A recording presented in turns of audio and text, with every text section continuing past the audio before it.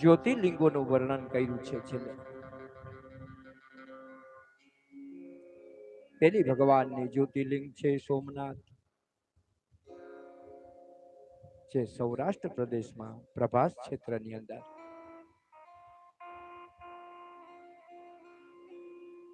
ચંદ્રને શ્રાપ માંથી મુક્ત કરવા માટે દક્ષ પ્રજાપતિ પોતાની 27 કન્યાઓ ચંદ્રની સાથે પરણાવે છે. પણ 27 માંથી એક પત્ની રોહિણી છે, એને વધારે પ્રેમ કરે છે. બીજી બહેનોએ ફરિયાદ દક્ષની પાસે કરી. દક્ષે એક વખત બે વખત સમજાવ્યા પણ ન માન્યા. અંતમાં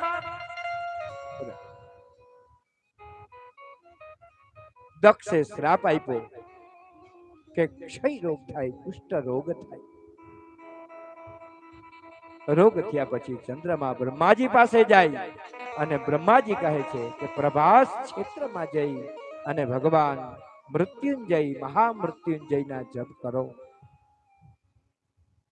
ચંદ્રમાં સ્વયં બ્રાહ્મણોની સાથે નારદજીની સાથે ત્યાં ભગવાન મૃત્યુંજય મંત્રનું અનુષ્ઠાન કરે છે. દશાંશ ભગવાન મહાદેવનો હોમ કરે છે.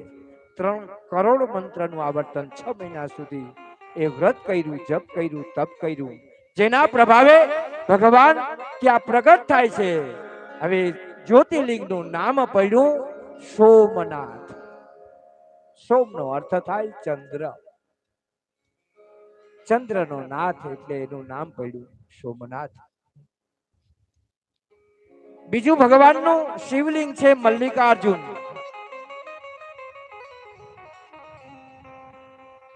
કે કુમાર કાર્તિકેય ક્રોચ પર્વત ઉપર કાલે આપણે કથા સાંભળી, જેને મનાવવા માટે થઈ અને ભગવાન શિવ અને માં પાર્વતી જાય છે.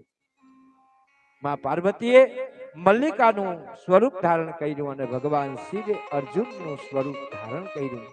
અમાસના દિવસે ભગવાન શિવ જાય અને પૂર્ણિમાના દિવસે માં પાર્વતી જાય. આ લિંગની અંદર બંનેના દર્શન થાય. એ લિંગનું નામ પડ્યું મલ્લિકાર્જુન.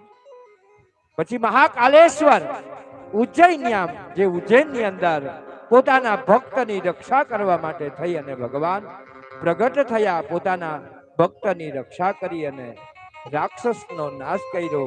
એ પોતાની તપોભૂમિ મહાકાલેશ્વરના નામથી ભગવાન નું ત્રીજું જ્યોતિર્લિંગ બન્યું છે. પછી ઓમકારેશ્વર,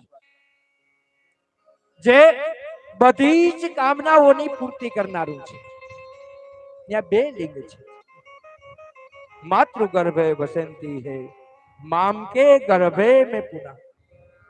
2 લિંગનું જે પૂજન છે ત્યાં દર્શન કરે છે તો ભક્તો પોતાની મનોકામનાઓ ને પૂર્ણ કરે છે. ભગવાન કેદારેશ્વર 4 ધામની જાત્રાની અંદર નર અને નારાયણ નામના જે 2 પર્વત છે એ પર્વતે ભક્તિ કરી છે. એ બંને હરિનું રૂપ છે. ભગવાનના 24 અવતારોમાંથી આ 2 અવતારોનું વર્ણન આવે છે. નર નારાયણ, જેને ભગવાન મહાદેવની તપશ્ચર્યા કરી અને ભગવાન મહાદેવ ત્યાં પ્રગટ થયા. જે ભગવાનનું નામ કેદારેશ્વર પડ્યું. અને બાજુમાં ભગવાન બદ્રી વિશાલ, એને પણ ભગવાન મહાદેવની ખૂબ તપશ્ચર્યા કરી.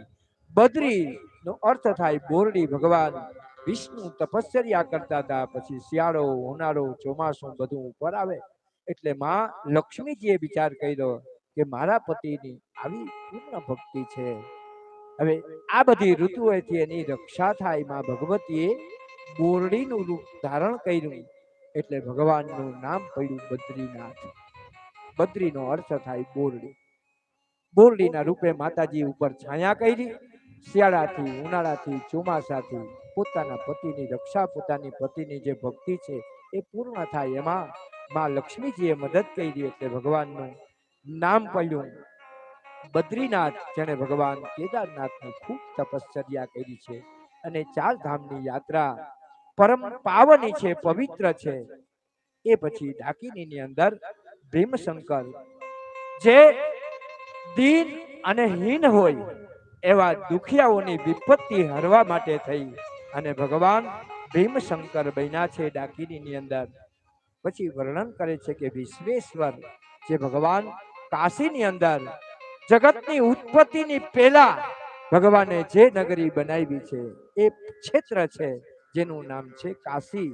તે 1000 યોજનની અંદર પથરાયેલી એ નગરી છે. સ્વયં ભગવાન મહાદેવ એ નગરીની અંદર માં પાર્વતી સહિત સદૈવ નિવાસ કરે છે અને કાશીને મોક્ષપુરી પણ કહે છે. કાશીનું સ્મશાન બહુ પ્રખ્યાત છે. સ્મશાન એ સ્વાચિતા, જે ચિતાની ભસ્મ મારો મહાદેવ લગાડે છે. અને ત્યાંનો જે એ અગ્નિ છે એ અગ્નિ કોઈ દિવસ બહારથી લાવવામાં આવતો નથી, ત્યાં પ્રજ્વલિત જ હોય છે. એ જ અગ્નિની અંદર દરેક પંચભૂતની અંદર શરીર વિલીન થાય છે.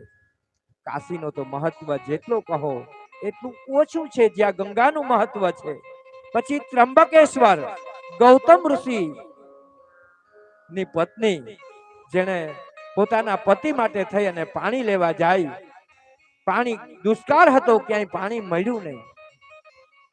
ગંગાજી આવે છે ને કીધું કે દેવી ક્યાં જાઓ છો? તો કે મારા પતિ માટે પાણી શોધવા માટે. તો કે પાણી તો પણ દુષ્કાળ છે, ક્યાંય નથી. તો કે જ્યાં સુધી પાણી નહીં મળે ત્યાં સુધી હું પાછી જાય નહીં. તો કીધું કે દેવી એક કામ કરો, અહીંયા ખાડો ખોદો, એની અંદર હું ગંગા છું, હું પ્રગટ થાઉં. ખાડો ખોદ્યો, એની અંદર ગંગાજી પ્રગટ થયા. એ પાણી ભરી અને ગૌતમી ઋષિ પાસે જાય છે, જળ આપે છે.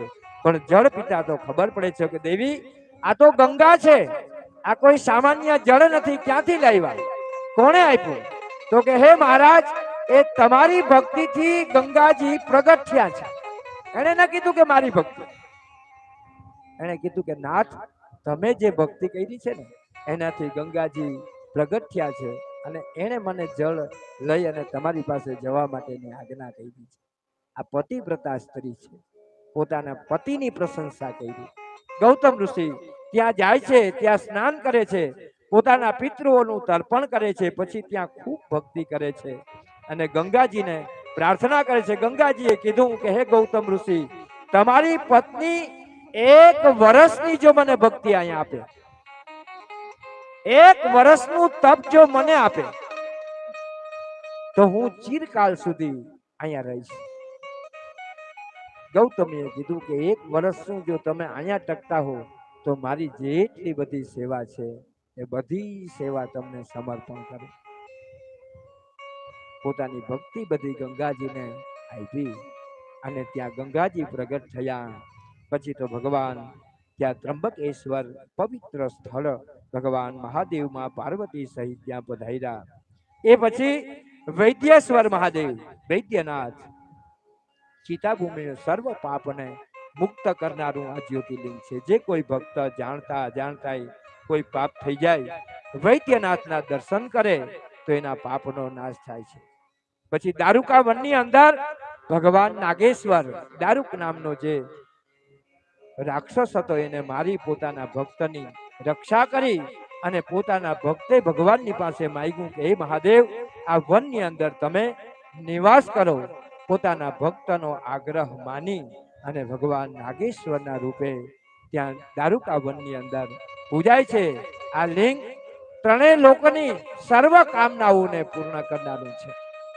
એ પછી ભગવાન રામ દ્વારા જે સ્થાપિત થયેલું ભગવાન સેતુબંધ રામેશ્વર કહેવાના છે, જે ભગવાન રામની પૂર્ણ કામના કરવા માટે થઈ, આશીર્વાદ આપવા માટે થઈ અને ભગવાન મહાદેવ ત્યાં લિંગના રૂપે દર્શન આપે છે. જે કોઈ ભક્તો આ લોક અને પરલોકની અંદર ભગવાનના પરમધામની પ્રાપ્તિ કરવી હોય તો એ સેતુબંધ રામેશ્વરનું સ્મરણ કરે, પૂજા કરે તો ભગવાન એમના ધામની અંદર લઈ જાય.